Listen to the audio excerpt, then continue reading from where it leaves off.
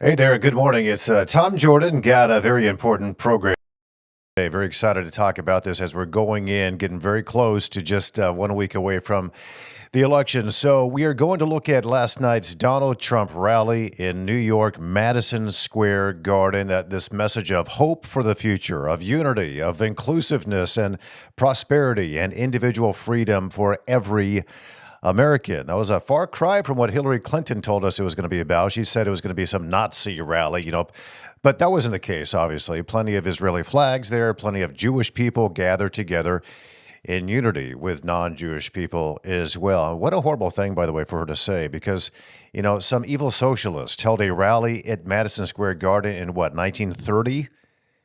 And that somehow they're making this connection because of the venue, Madison Square Garden. Billy Joel played Madison Square. UB40 was at Madison Square Garden. She wasn't calling them Nazis. Anyway, we will look at that a bit. Some policy proposals that came out last night also. But before that, in a few moments, we're going to speak with political analyst and the founder of Densar Consulting, Dennis Darnoy. He's going to join me, and we're going to analyze, Donald Trump, how Donald Trump is positioning himself for a remarkable political comeback, particularly in the state of Michigan, really, but not just Donald Trump. We're going to talk about other Republican races. And, we got these polls that have come out in other swing states in addition to Michigan, like Georgia and Arizona and North Carolina. They're showing Republicans and Donald Trump with the narrow but stable leads in these states. And the tide might be turning in Republicans in Donald Trump's favor, specifically North Carolina, a tough state for pollsters. There's a lot of Republican momentum, though, in the state of North Carolina, adding to some of Kamala Harris's campaign woes at that. But we're going to look at Michigan more in depth as Republicans there aim to increase Donald Trump's margins in these 72 counties that supported him both in 2016 and in 2020. Michigan is the state where, both Republicans and Democrats know both the House and the Senate are at stake, depending on races like Michigan's 7th congressional district race between Tom Barrett and Curtis Hertel, and then also the Senate race between Mike Rogers and Alyssa Slotkin. So we will be talking with him about political strategy, for Trump strengthening support in those red areas of the state. It's going to hopefully consolidate is what they want to do, the GOP's base in Michigan, build a kind of a cushion against any losses in some of the Democratic counties. You look at Wayne County, a big Democratic stronghold where the city of Detroit lives in Wayne County. So we will dig into that with my guest today, Dennis Darnoy, again, the founder of Densar Consulting, a very savvy political analyst and a consultant. That's just a few seconds away. Also, you are invited to a special election night watch party at Tom Jordan Live World Headquarters. Wayne Radio is where we are. So Tom Jordan Live, we will be broadcasting for 4 hours on November the 5th from 8 p.m. to midnight, watching the returns come in from around the country as the polls close, in these various time zones, starting, of course, from the East Coast. So this is Eastern time, of course, 8 p.m. Eastern. You can be here, by the way. Join me in downtown Brighton, Michigan, Speakeasy Studios. And all more information will be posted at tomjordanlive.com. Drinks, food will be provided. Love to have you here. Also, just a reminder today to chime in, comment, or ask questions. If you'd like to ask Dennis Darnoy a question on the spot, do that as well in the comments section. Wherever you're watching, YouTube, Facebook, X, wherever that is. I'll get to those in a moment as well. Also, the best way you can help Tom Jordan Live is simply to subscribe and then click on that notification bell. All right, Donald Trump's resurgence extending to key battleground states in the Rust Belt. We're talking Michigan, Pennsylvania, Wisconsin, showing these polling trends in his favor. Notably, Michigan has been you might say, a surprise leader in the shift, leaving Kamala Harris scrambling, in a sense, to lock down paths to victory. Senate Democrats, sensing the winds of change are in the air in Michigan and steering clear of Kamala Harris's campaign. Have you noticed that? Of those events that Kamala Harris is having, they're like, let's stay away from her because she's kind of controversial, kind of.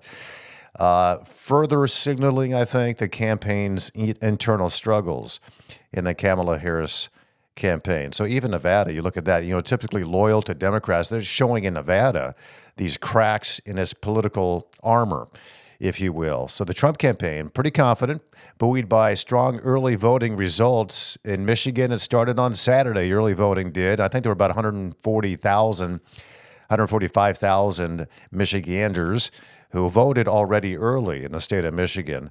There's Trump's rally, I think his rally heavy, media savvy strategy is standing now in sharp contrast to Kamala Harris's low energy campaign and her appearances and her floundering and what appears to be a widening enthusiasm gap between Republicans and Democrats. All right, to the battleground state of Michigan. The Michigan 7th Congressional District shaping up to be a critical battleground and a bright spot for Republicans. We're going to talk about that now. Dennis Darnoy is the founder of Densar Consulting, great political strategist as well. Dennis, it's good to have you on the program. Thanks for your time. Good to see you. Hey, thanks for having me. I appreciate it, Tom. By the way, if for your election night party, I think it might go into the next day, so you might want to have breakfast as well. I So think it might actually last a couple of weeks. I don't think yeah, we it have could. enough food and drinks for how long this might take. And that's a very interesting point, Dennis, because when I was growing up and even well into my adulthood, only just a few years ago, the elections were decided sometimes just after like an hour after the polls even closed on the East Coast, sometimes before even, California Yeah. finished voting. The election results were already in. It was already called by the networks. That's changed a bit. What are your thoughts about that before we dive into, Michigan specifically? Yeah, I think what it is it's a reflection of sort of the divided nature of politics. Before, the states were pretty defined as where they were going to go. Now it's much more competitive, and with the electoral college vote being the one that determines the president. If one state, look at us right now, right? We have 7 states that are really in play. No one knows how they're going to go. So before, I think it was you knew Georgia was going to be a Republican state. You knew Arizona was going to be a Republican state.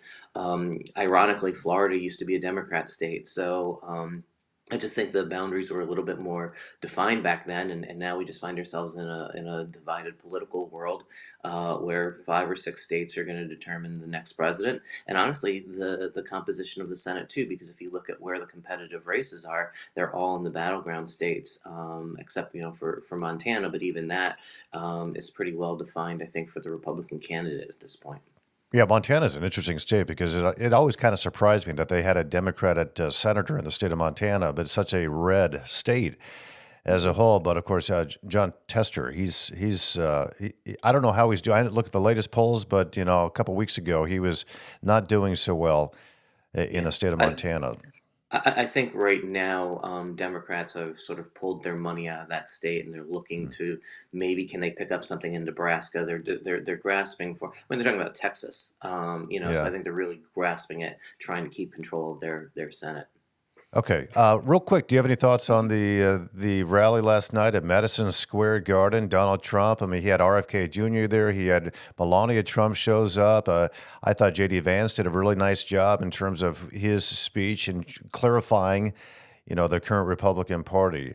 Your Well, I thoughts on think I that mean it last go, night, and also kind of the build up to it. There's a lot of claim, and I didn't understand this. That Hillary Clinton's and Kamala Harris and Tim Walz saying because it was at Madison Square Garden, it was reflective and reminiscent of the 1930, so-called Nazi rally back in 1930 because of the venue. I mean, was that a fair assessment of what was to come in their view as they were building up to this rally in New York City? Well, I mean, as what campaigns try to do is they try to find links any way they can to try to reinforce the message that they're trying to deliver.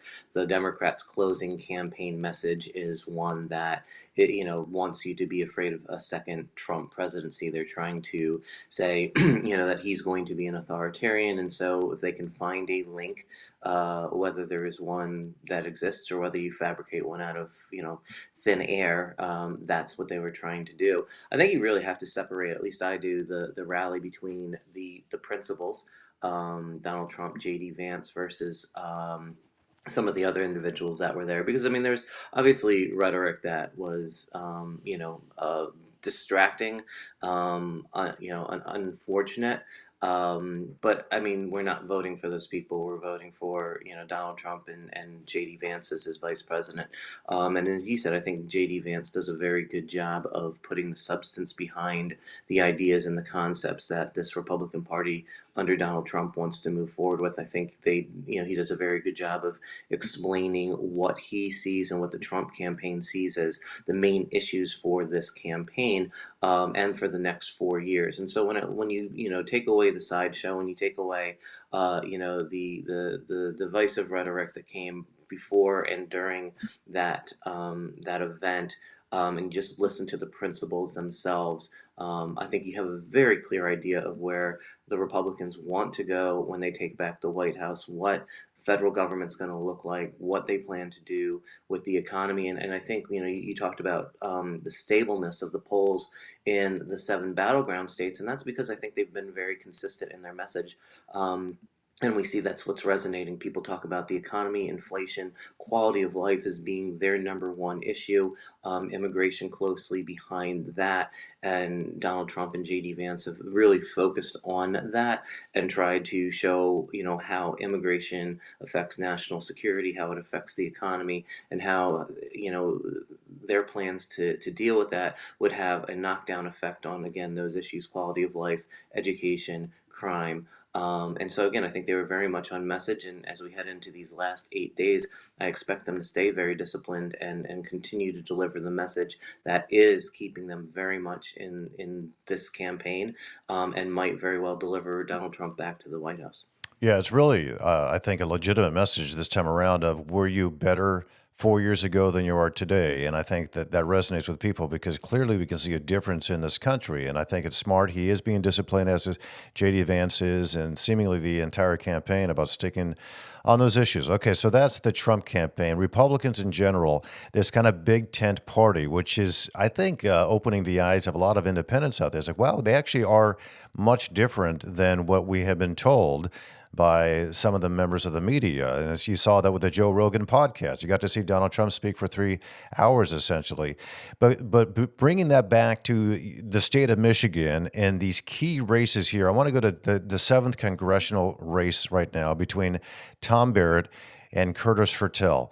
Both of these individuals are very well known, I think, in state politics. Curtis Fertel is, been a part of very much aligned with the governor, the liberal Governor Gretchen Whitmer, and then Tom Barrett has been, a stalwart conservative candidate serving in the state legislature and trying now to get into these federal offices, in this case back into this congressional race in the 7th district, which is a unique district because, Alyssa Slotkin has been there, but that district used to be a primarily Republican district. Can you give us an idea of how that race is shaping up and how important that race is to the larger issue here of who either maintains or gets control of the House of Representatives?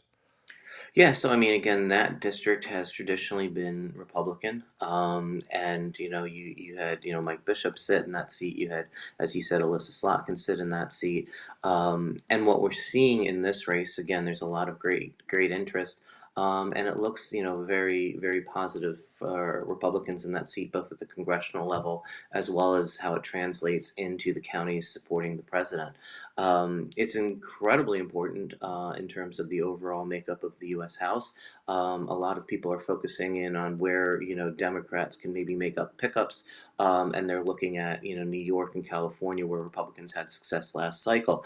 But if Republicans can take back this seat, and send a Republican there, obviously that helps offset losses elsewhere and may help them keep their majority. So there's a lot of interest in the 7th seat as well as Michigan 10, but specifically the 7th, they look at this as a really good opportunity for a pickup, a seat that was a Dem that now can go to Republicans. The Barrett campaign has been doing a really, really good job of being out there on the ground. and making inroads. And when we talk about independent voters, I think a lot of people think that independent voters don't have an ideological swing, and that's just not true. Most independent voters are lean conservative, and so for one reason or another, they don't necessarily associate with the Republican Party. But that doesn't mean that ideologically they don't look at things from a conservative lens or viewpoint.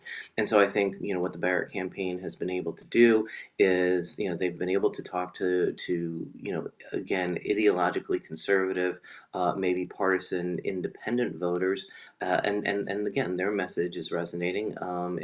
The message that comes from President Biden or Governor Whitmer doesn't really resonate. And again, the economic issues, the quality of life issues, and as you said, going back to Reagan's line, "Are you better off today than you were 4 years ago?" If the answer is no, and for most people here in Michigan, the answer is no, then that means the Republican is the change candidate.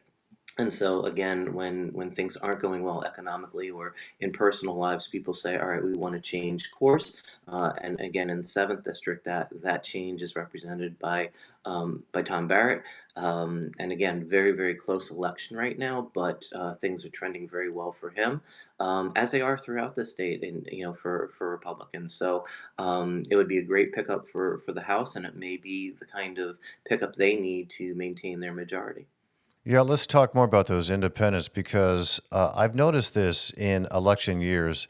One party tends to shift their messaging, and it's contrary to what their messaging had been prior to it being an election year. We saw that during the midterms with Governor Gretchen Whitmer, and we're seeing it now with Alyssa Slotkin, and we're seeing it with Curtis Hertel because they have been very much in line with Governor Gretchen Whitmer when it comes to things like these, electric vehicle mandates or switching to all renewable energies. And they've been pressuring these utility companies in the state to get rid of their coal plants and to go all in on renewables.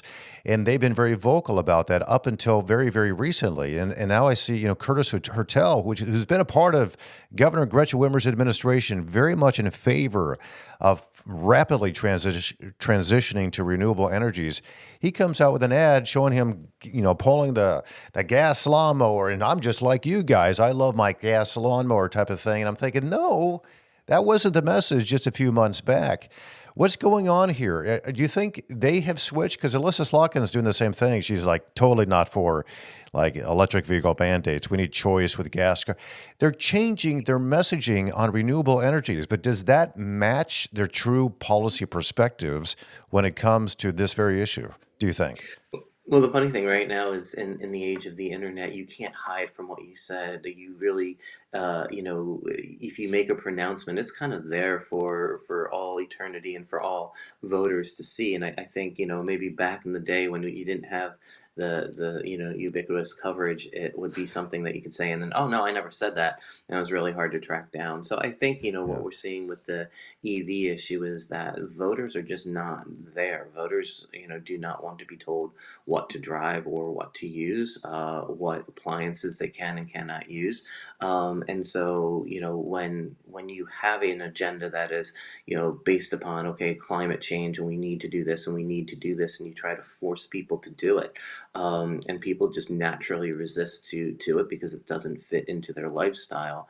Now that they're campaigning for office, they try to shift the message and say, "No, this is what I believe, this is what I would do if elected." But again, it runs counter to what they've said, and what they've done in terms of a voting record or supporting policy, again from a department position, if you're working for the governor.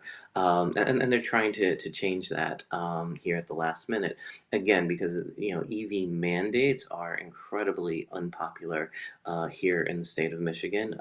There are, again, national security issues that are tied into the EV issue.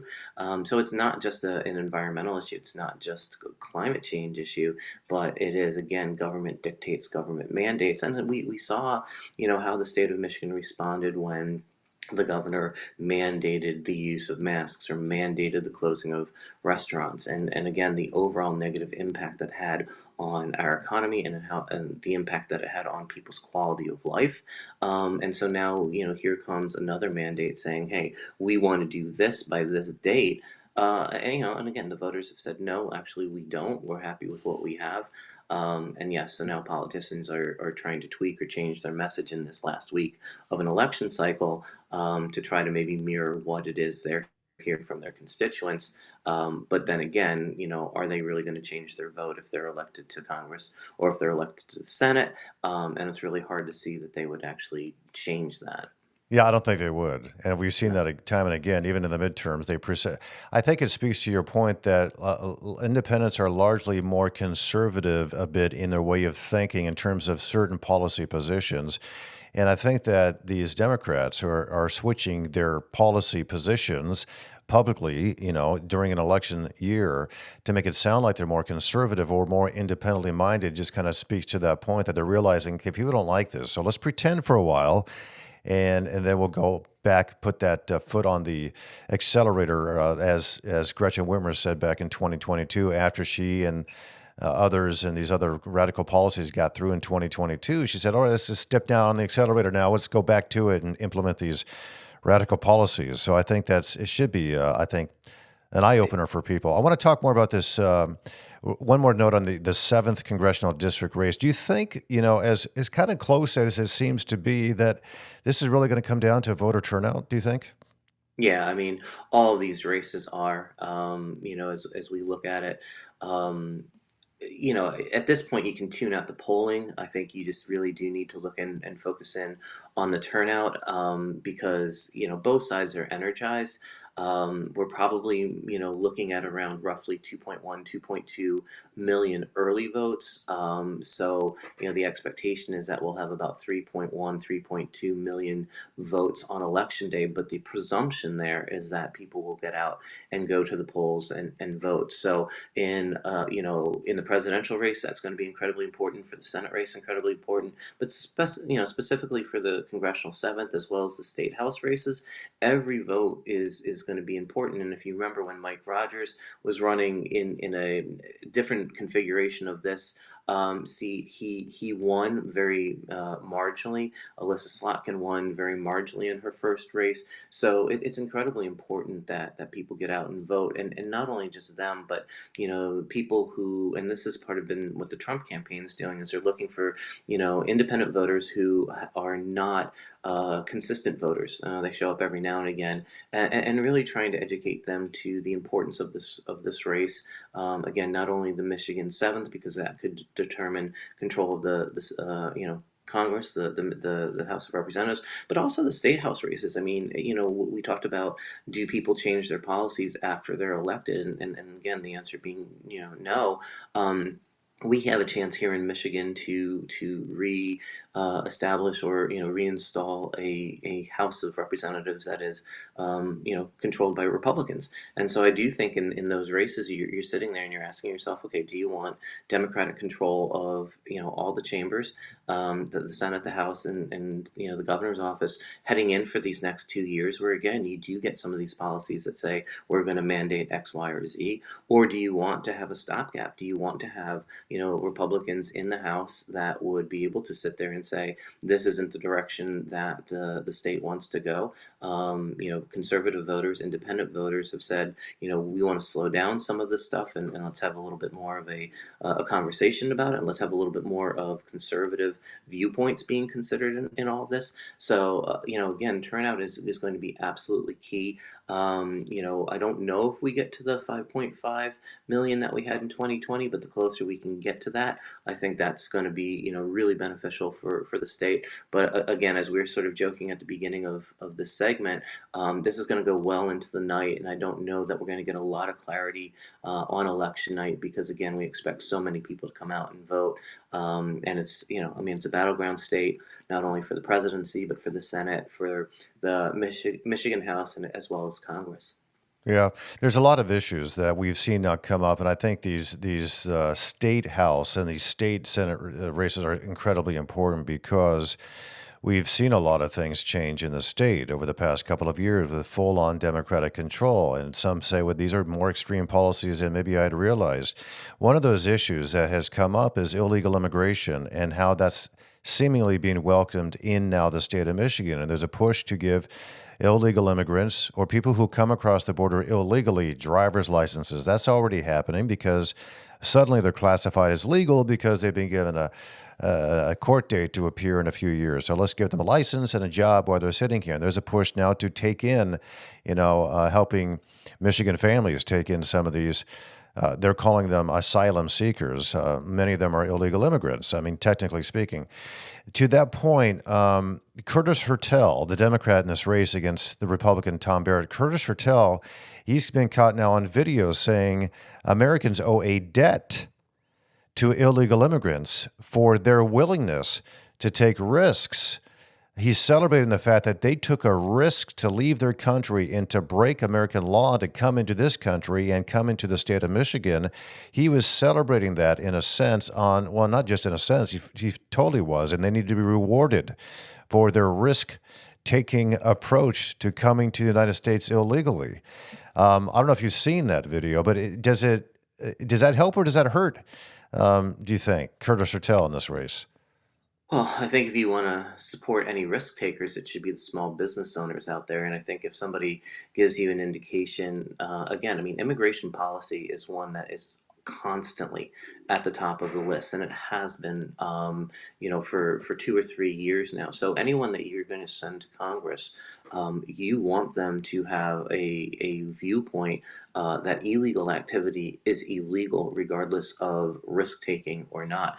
It's risk taking to break into a store and try to steal something from that. I don't think Hmm. that should be celebrated. So when you compare the candidates' positions on immigration, you want to send someone to Congress who's going to look at it with a very steady, almost judicial viewpoint of, okay, can we support legal immigration? How do we do that?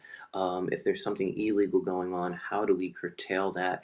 What have we done that's been successful at the border in keeping people, in Mexico or not crossing the border? So again, I mean, it's a huge issue, not only at the presidential level but at the congressional level, because ultimately Congress is going to be the one who passes laws or supports laws dealing with immigration. And so again, support for illegal activities, whatever they are, is not something that someone should do who takes a vow to an oath to the Constitution. So again, I think that's an issue that the voters of the seventh can be able to look at and weigh and make their determination as to whether or not you want to send someone to Congress who's going to support illegal immigration, illegal activities. Again, especially when immigration is the number two issue facing voters not only in Michigan but across the state. Yeah, this seat is so interesting, the 7th Congressional District, because you look at the Senate race right now, both of the candidates, the Democrat right now, Alyssa Slotkin, is the one who holds that seat.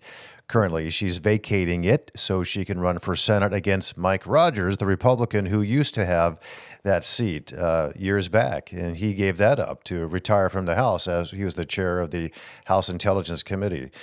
I'm watching this race I know you are as well, with great interest because for a number of reasons, it's very consequential. But the way it's playing out here, I think Mike Rogers has been able to do something that a lot of other people who've run against Alyssa Slotkin has not been able to do, and that is kind of expose some of her real policies now because she has a track record where she stands on things like, illegal immigration or where she stands on things that affect directly the economy and how she, stands against a whole slew of other issues. The EV mandates is another area that Mike Rogers seems to have exposed her because she supported all of these policies that led to mandates of electric vehicles by certain dates. And she seems kind of been caught a little flat-footed on this. Have you noticed this in this race? And what's your assessment of Mike Rogers' strategy versus Alyssa Slotkin's campaign strategy? Yeah, I mean, normally, right, the top of the ticket is what determines, how some of these down ballot races go. And again, for some of the congressional, some of the state house races, that remains true. But what's been really fascinating about this U.S. Senate race is that both candidates really kind of stand on their own. They are their own known entity. So there have been groups that try to, negatively tie Mike Rogers to Donald Trump.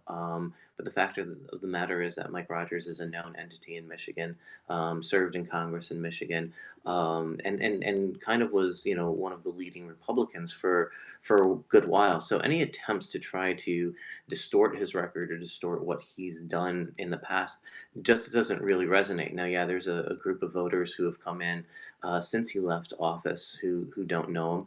And I think, when we looked at the polls very early on, Alyssa Slotkin jumped into elite because she had the opportunity to define Mike Rogers before he did. But once that's happened, once the money's poured into his race, what we've seen is the race is closed tremendously. And again, Montana is a seat that's going to go from D to R. West Virginia is a seat that's going to go from D to R. And so, Democrats are looking around going, where can we, invest money? Ohio is a race that, at one point looked like it wasn't going to go well for the R's, but they're, reinvesting there. And now they're looking at this Michigan race saying, hey, this is close. The presidential is close. There are a lot of very good signs for Republicans and conservatives. And so I think, again, Mike Rogers' message is one that has resonated. He's in a tough race. I mean, it's a lot of money that's being spent against him. But again, he is stayed on message. He has a clear, as you said, sort of a rebuttal to what Alyssa Slotkin has put out there. And because he's a known entity, because he isn't dependent upon the top of the ticket bringing him over and winning the race, he's been able to go out there and consistently deliver his message, which again, as we said, is made this a very close race and one that people are keeping their eye on. Do you think Mike Rogers, being a known entity as he is, also helps Donald Trump in his race in Michigan? Yeah, absolutely. I mean, again, with Donald Trump, I mean, Donald Trump is Donald Trump and everyone knows Donald Trump, but we talked about turnout. And so when you think of things like Livingston County, that is an area that has competitive races. And if Mike Rogers, can help run up the margin of victory for himself and Donald Trump in Livingston County, that's going to offset some of the losses elsewhere. I mean, we mentioned this at the top of the show. 72 counties went for Donald Trump in Mm. 16 and 20. We know that they're going to go for him again. It's just, can he, increase those margins of victory? 8 counties went for the Democrat in 16 and 20. We know, generally speaking, those are areas that you want to reduce your margin of defeat in. Then there were 3 counties that went Republican in 16 and then Democrat in 20. And I think those are battleground counties that you're really going to try to do well in and either mitigate the loss or get a victory. So again, yeah, the more that Donald Trump can help Mike Rogers run up the score in those 72 counties, the more that Mike Rogers can help Donald Trump run up the score in those 72 counties, the better off it's going to be for both of them at the end of the night when we're waiting and waiting and waiting to see what the final vote tally is going to be. That's very interesting to go that, into the granular level in these, battleground states because you've got the battleground counties as you touch on, and there are just some counties that are going to go blue, and in Wayne County, of course, being one of them. But if you look, you pull back, 30,000 feet above the state of Michigan, you look, and there's all these red counties. I mean, the majority of the counties in Michigan would be red, but the high population centers are what are more the blue counties. So yeah, if you increase the number of, I guess, Republican voters in those already red counties, that ends up reflecting the state total. Do you know, and I don't know the answer to that, I never actually thought about it just now, do the counties have a winner take all type of scenario just like the state does, or is it just like a popular vote within the county? Yeah, no, I mean, it's popular vote, so whoever gets the most votes, wins that county. And again, that's why we talk about turnout because you mentioned Wayne County. But what we're seeing in this campaign, right, is Democrats don't have unified support in Wayne County. You do have, the Arab American group that still is not signed on to the Harris campaign. You have Donald Trump making a real effort to talk to black males and especially young black males in the city of Detroit.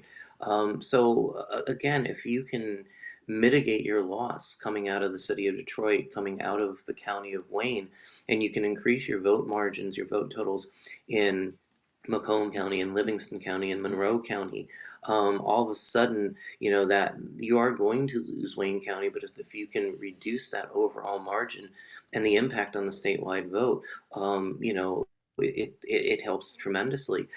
We know that, Kent County is going to be a battleground state. So, can you, if you're Donald Trump's campaign, if you're Mike Rogers, can you increase your vote totals in Ottawa County and Allegan County to again offset maybe a potential loss in Kent County. So yeah, I mean at this point in time, that's why I'm saying we're not really looking at polls.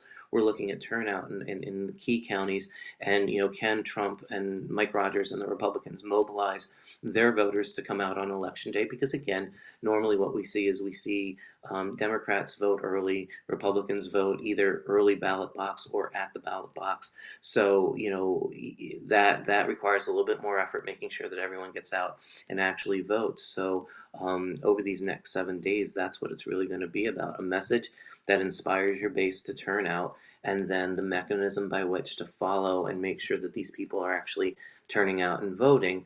And again, if you also look at where the population growth is, I mean, we haven't had a lot of population growth in in Michigan, but when you look at it, it is in these 72 counties that you see where growth has occurred. When you look at the 8 Democratic counties, you see population decrease. So again, it just really is Mm. all about turnout at this point and getting your voters out to the polls. To increase those margins of victories, and then in a battleground county like Saginaw, which went for Trump in 16 and narrowly went for Biden in 20. Again, trying to win that, but if you can't win it, can you mitigate your loss by just a few hundred votes?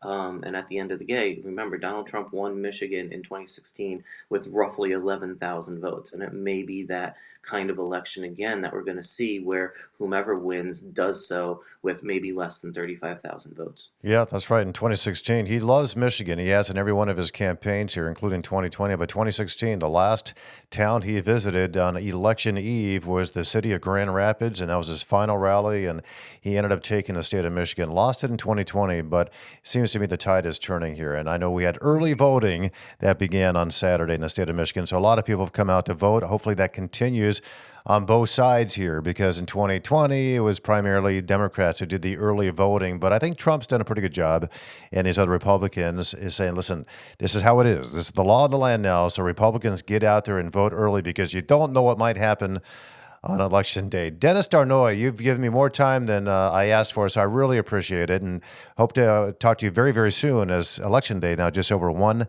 week away. Dennis Darnoy with Densar Consulting. Dennis, thanks. Appreciate it. Thank you, Tom. Have a great day. All right, you do the same. Thanks. Have a great week. And here we go. We're getting close here. And this whole political rhetoric that is out there, and I get kind of sickened by the Democrats who come out and say Donald Trump has got to stop his poisonous and toxic rhetoric when he calls people a name, like, what are you, Kim Jong-un was a little rocket man, and those types of things. But then they're at the same time coming out and say Donald Trump is not as his Hitler, and his followers are members of the Nazi Party. I mean, that is far more serious and far more dangerous and far more inaccurate rhetoric than what Republicans are doing. And I don't think it's working as well. I mean, thinking that this, the idea that Donald Trump is a fascist, I do not think people understand what fascism is. Fascism is not a far right position. It is a far left position. These are socialists and communists. Even Adolf Hitler, you hear people say, oh, he's the far right. No, Adolf Hitler was a socialist, a fascist. All of his policies that he advocated for align far more with the current crop of Democratic candidates, what do you want to call it, the Marxist-minded. There's no private health insurance, only government-issued health insurance, property rights, all of these things that Woodrow Wilson really subscribed to, and seemingly now Kamala Harris, that was more in line with that party back in the 1930s and 1940s. So be careful what you call people, because you need to look up the definition of fascist prior to labeling someone who, like Donald Trump or conservatives, as that, because it is the exact opposite. Look it up, please. There's a lot of backlash, I think, to not just the rhetoric, but to Joe Biden and Kamala Harris's policies in general. I mean, these polls are showing that voters prefer Donald Trump over Harris, and I think it reflects a clear rejection of the administration's policy missteps, ranging from the economic hardship we've seen and to the chaotic Afghanistan withdrawal. The swing state voters are sending a signal. They want change, not more of the same from Washington, D.C. So if they really want a change agent, like Kamala Harris says, then they're probably going to want Donald Trump to change from where we currently are. And there's a media strategy out there. There's the public perception that exists. And I think Donald Trump, he's got a relentless public appearances that he's making. He's answering questions in full. He seems to know the topics, unlike his competitor in this race, and he's seemingly much more transparent than Kamala Harris is. He's much more resilient. Harris's limited campaign schedule does more than suggest a lack of confidence in even her own ability to get things done. This election is about leadership. It's not just the optics alone. But the optics right now do give Trump, even in that case, a clear edge on this. The only thing that Kamala Harris can run against right now is just calling Donald Trump a Nazi. And it's just not the case. When we got rising populism, we got voter sentiment out there that we're looking at. The messaging is going to be crucial and critical for both these candidates, just over 1 week away from final election day.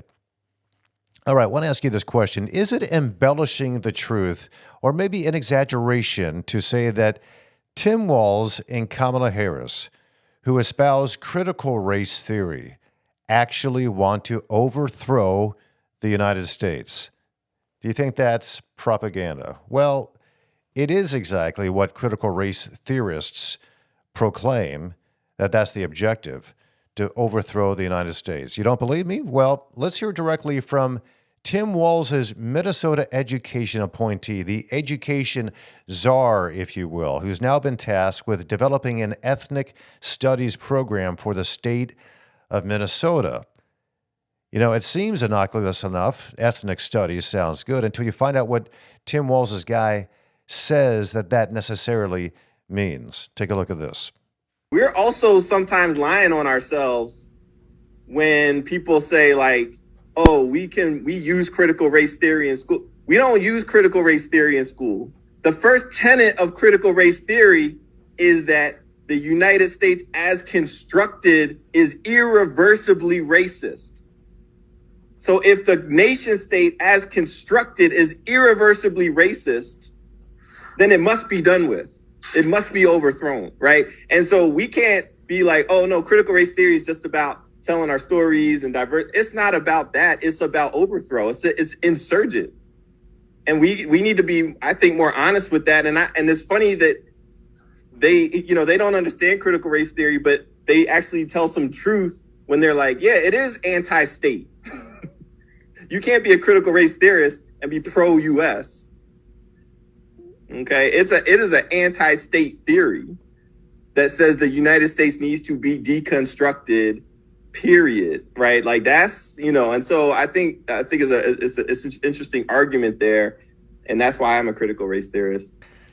That is why he is a critical race theorist. Critical race theory is an avenue to overthrow the United States. He just admitted it. Just in case you didn't catch that, here's what Brian Lozensky said. Brian Lozensky, again, is the guy in charge of Minnesota schools in their ethnic studies program.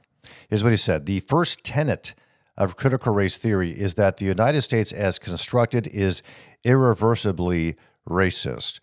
So if the nation state as constructed is irreversibly racist, then it must be done with. It must be overthrown. And so we, the proponents of critical race theory, can't be like, oh no, critical race theory is just about telling our stories and diversity. It's not about that. Again, these are his own words. It's not about that. It's about overthrow. It's insurgent. And we need to be, he says, I think, more honest with that. That's the honest perception of CRT, critical race theory. All these DEI programs that the governments espouse, in the various states, it is to overthrow the United States as it exists. The Democratic vice presidential candidate Tim Walz's education guru goes on to say that, it's funny that critics don't understand critical race theory. but they actually tell some truth when they're like, yeah, it's anti-state. So he's saying that people like me who have said, and other like conservatives say, actually critical race theory is about an anti-government, anti-state, anti-United States rhetoric. They want to overthrow it. He's saying they're actually right about that. He says you can't be a critical race theorist and be pro-United States. It is an anti-state theory that says the United States needs to be deconstructed, period. That is exactly how Kamala Harris and Tim Walz think. That's what they believe as they practice their usual, projection in claiming Donald Trump wants to overthrow the United States. It's them. Anyone who espouses critical race theory wants to overthrow the United States. Brian Lozensky, this key educational advisor to vice presidential candidate Tim Walz, was basically saying that on video, advocating for an insurrection, overthrowing the United States. And remember, he was appointed by Tim Walz to design Minnesota's ethnic studies curriculum based on his view of critical race theory and the United States. He makes no secret that critical race theory is more than just storytelling, which the media likes to say. It's just explaining your story and how you've been treated. No, it's a call for an insurrection. And he states the United States must be done with it, must be overthrown. And this guy, Lozensky, his own remarks confirm that Tim Walz's educational policies do promote a radical anti-American agenda. And it's under the guise of ethnic studies. So that's how he fools people. That's how critical race theorists fool people. They call these things ethnic studies to see, what we can do better. No, it's not doing better. It's doing completely different. Stripping it away and building back better, like in a better way, with a different institution and a foundational construction of this country. So this is what's happening in Minnesota. It's happening in Michigan. It's happening in California. And this is exactly what they believe in, weaponizing education for the purpose of overthrowing the United States. You would think, I'm just making this up, but this is exactly what they say, and it's quite concerning, if you ask me. All right. I want to get into this because I wanted to show you a little bit of what Donald Trump said last night. The rally at Madison Square Garden in New York City last night. Let's play a little bit of what Donald Trump had to say. Simple question. Are you better off now than you were 4 years ago? I'm here today with a message of hope for all Americans. With your vote in this election, I will end inflation. I will stop the invasion of criminals coming into our country. And I will bring back the American dream. We need the American dream to come back home. Our country will be bigger, better, bolder, richer, safer, and stronger than ever before.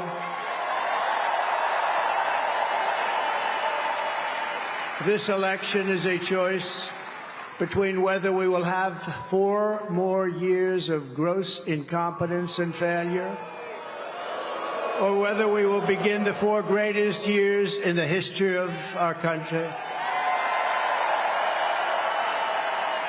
We will achieve success that no one can imagine.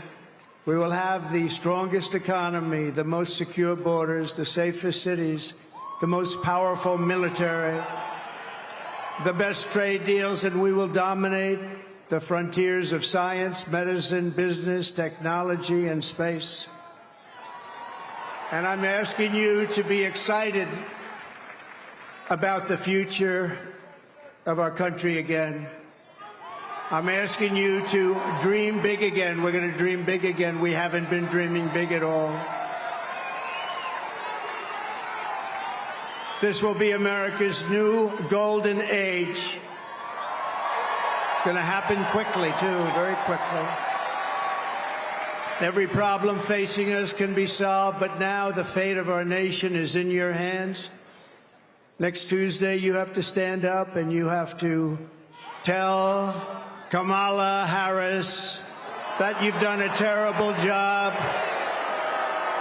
That crooked Joe Biden has done a terrible job. You've destroyed our country. We're not going to take it anymore. Kamala, you're fired. Get out. Get out. You're fired. Yeah, do you hear that? Very high energy rally. There he is with his wife, Melania Trump. She's the one who introduced them there at Madison Square Garden. Last night, former President Donald Trump introducing, by the way, a new policy, which is aimed at providing a much-needed tax break for family caregivers. Yeah, not billionaires, like Kamala likes to say, but for family caregivers. Think about that. I mean, there were 20,000 supporters at this rally last night. There's like another 10,000 outside of Madison Square Garden.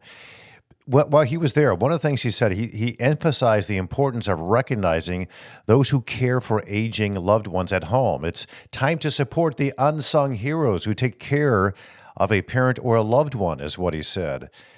And he's building on his campaign promises to bolster Medicare and prioritize at-home senior care.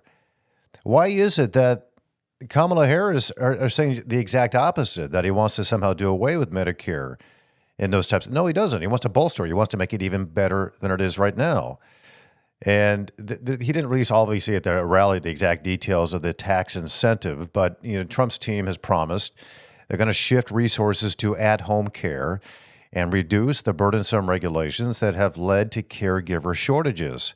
There are not enough caregivers in this country, and a lot of it has to do with regulations, very strict regulations, which is pretty much, how the bureaucracy works in this country.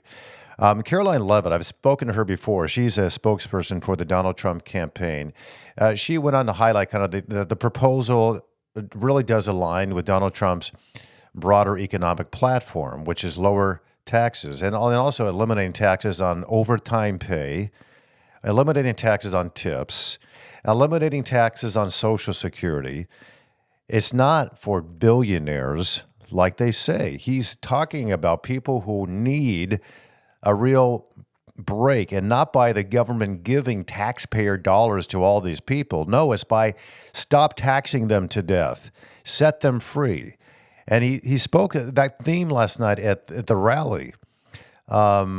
He's got this commitment out there to tackling the real challenges that face everyday Americans. It's not we're going to provide an opportunity economy in vagueness that Kamala Harris keeps talking about with no specifics.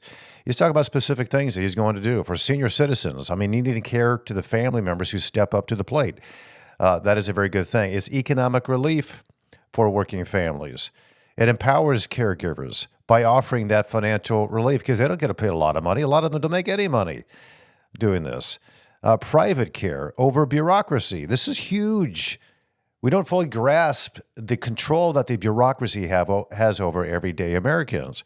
Let's prioritize private care rather than government-induced and infused care, and we do it the way that we want to do it, maybe not what is best for you. Reduce the red tape. All these issues. So I would like to hear from you. If you watched the rally last night, if you had any thoughts about it, liked it, hated it, reasons for either one, I'd like to get to your comments here. It's obviously on YouTube, Facebook, X.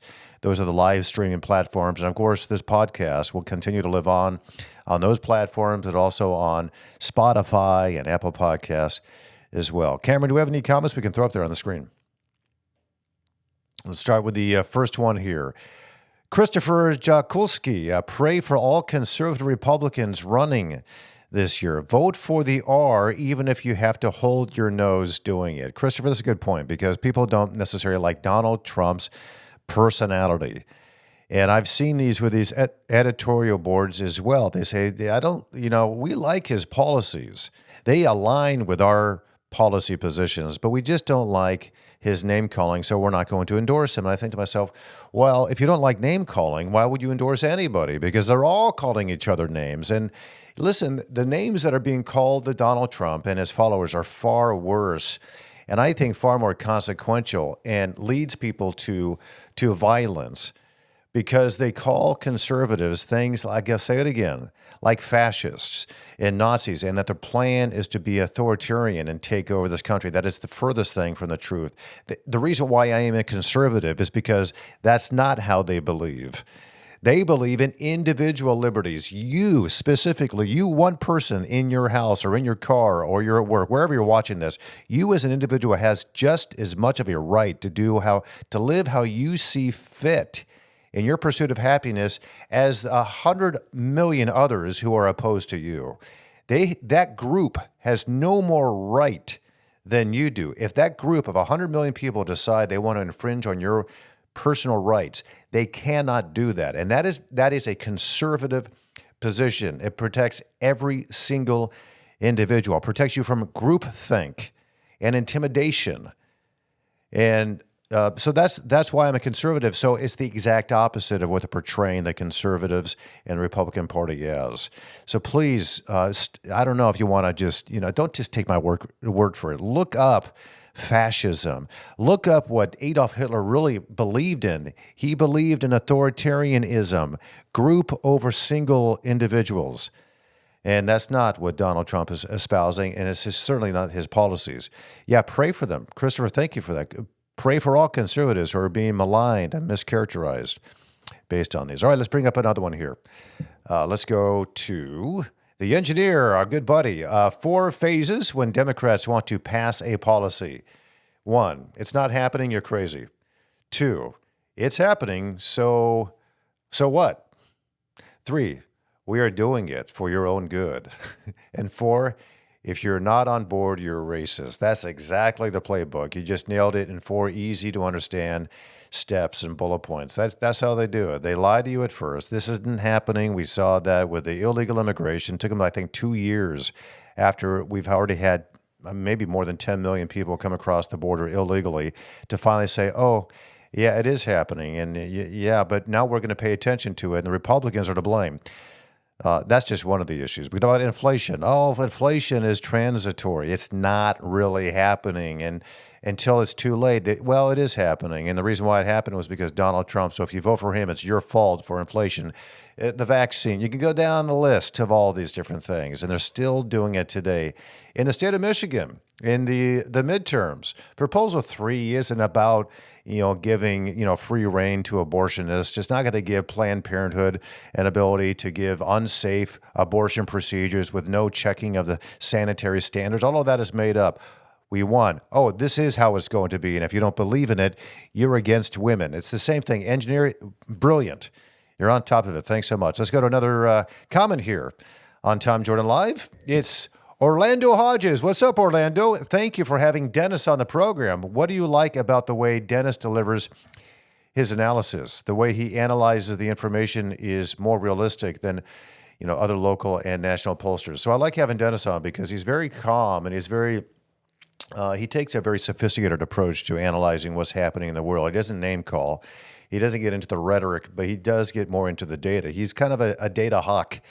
And he looks at these things, and he is a consultant, but he does it from a very sophisticated and intelligent standpoint. So when he has, a client that comes, it's Densar Consulting is who the consulting group that he founded, and he does it from. Listen, here's policy. Let's get into the policies on this issue. Here's why illegal immigration is not good right now in his state, the state of Michigan. And he kind of analyzes the numbers. Here's what's going on. Here are the crime rates. Here's the polling on how people really truly feel about illegal immigration. They don't really like it. And I know now that, Secretary of State Jocelyn Benson doesn't call it illegal immigration because somehow this illegal immigrant got a court date in 5 years. So technically maybe that person's here legally because that person is now allowed, this military-aged man is allowed to stay in this country and in 5 years to go to court.